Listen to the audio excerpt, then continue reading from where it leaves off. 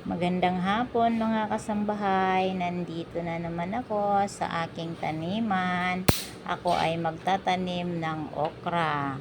Dahil yung mga tanim ko dati ay tapos na ang serbisyo, tapos na ang bunga, at nauubos na. Ngayon ay magtatanim ako uli. Kailangan kong ilabas ang lupa dito sa aking mga plastic na pinagtaniman.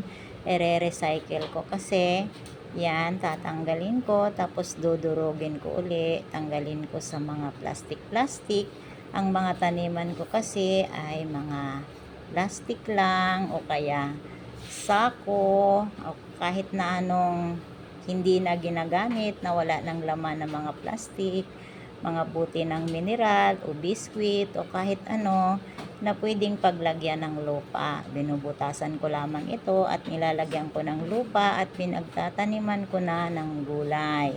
Ang ginagawa ko ngayon ay tinatanggal ko yung laman na lupa dahil medyo matigas na ito at namumuo. Kailangan kong ilabas ang lupa at dudurog-durugin at ibabalik uli sa plastic upang pagtaniman ko ng okra.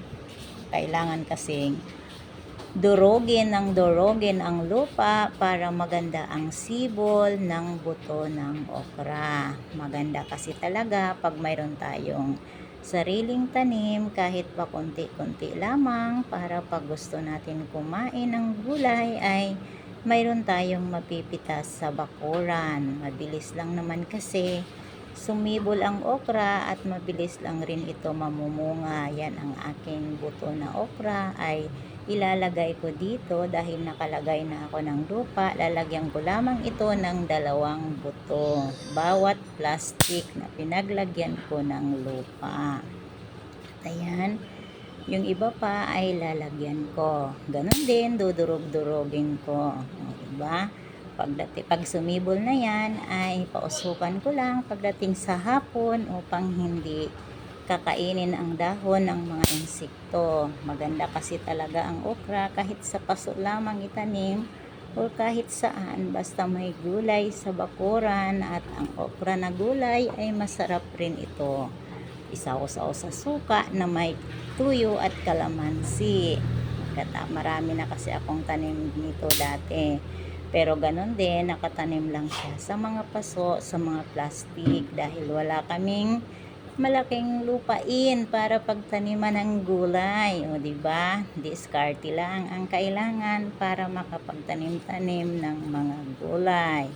Ito naman ay plastic na pinaglagyan ko na kulay puti, ay sa biskwit naman ito. Pero ganun talaga, kailangan ko munang durugin ang lupa at lalagyan ko uli ng buto. Maganda na kasi ang panahon dito. Sa araw ay hindi na umuulan, pero minsan sa gabi ay umuulan. Sa umaga naman mainit, sa hapon ay makulimlim. Ang ganda ng lupa na dinurog-durog ko. At dito, kahit sa mga powder na sabon, yung pinaglalagyan, hinuhugasan ko ito at binubutasan at nilalagyan ko rin ng lupa at pagtataniman. Maganda kasi pag nakalagay lamang sa paso para kunting dilig lang, okay na, hindi na kailangan ng abono. Dahil dudurog-durogin mo lang ang lupa at didiligan, pausukan, paarawan, maganda na ang sibol pag tumubo ang buto at maganda na ang bunga. Para masigla ang bunga ay laging didiligan kahit tuwing umaga lamang pag mainit ang panahon. Pag umuulan naman ay syempre makakalibre ito ng dilig. Pakonting-konting tanim, simpleng tanim, pero masustansya at masarap ang gulay, maganda sa ating kalusugan. Pag sa hapon ay libangan ko ito, magtanim-tanim at magdilig-dilig.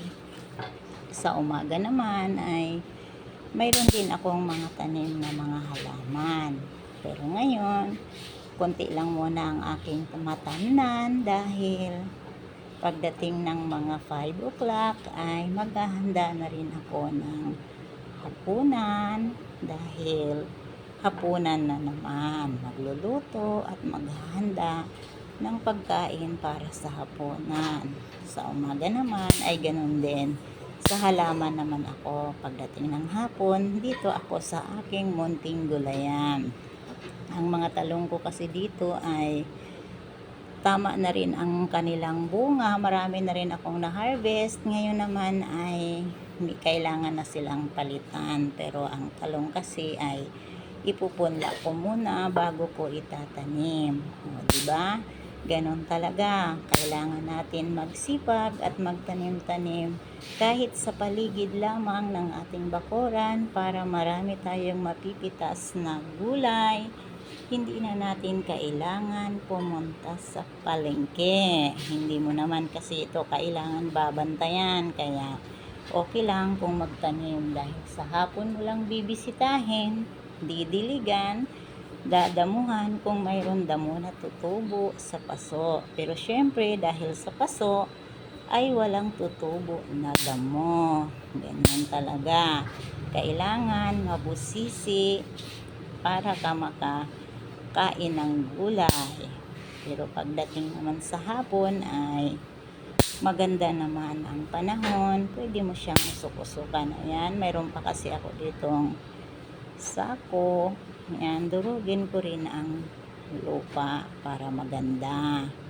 Matigas na kasi dahil matagal na rin, ilang buwan ko rin yun hinaharvest ang gulay.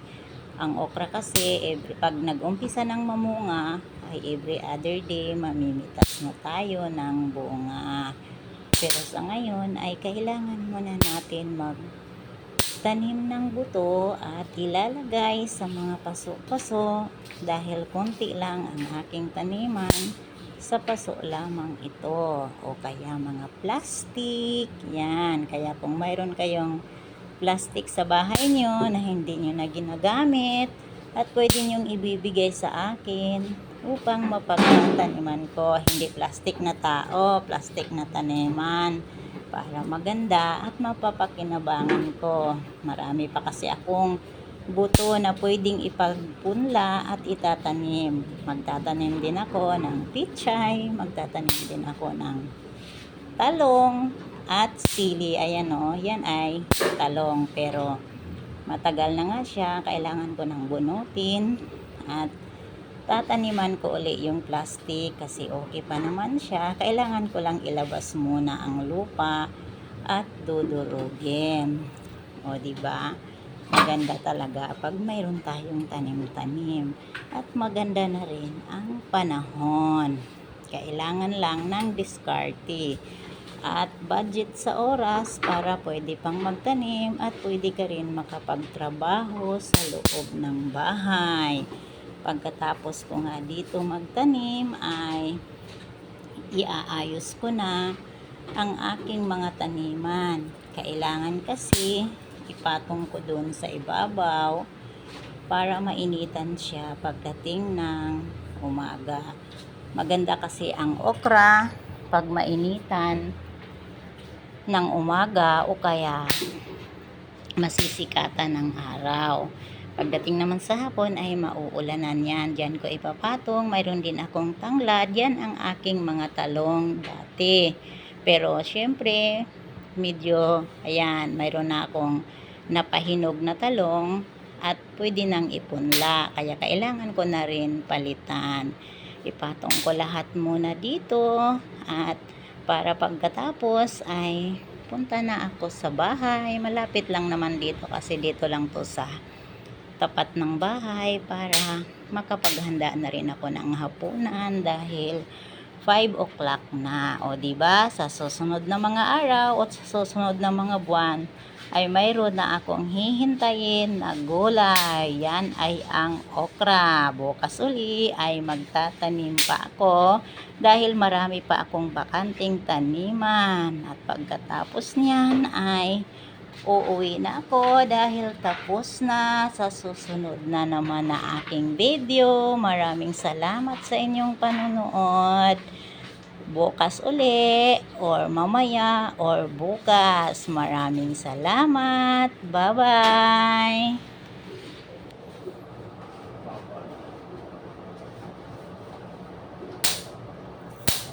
Hindi pa tapos. Ay, hindi pa yun? Hindi pa yun tapos pero mukhang okay na ang aking sasabihin mga kasambahay. Kailangan ko lang talaga ng video. Bye!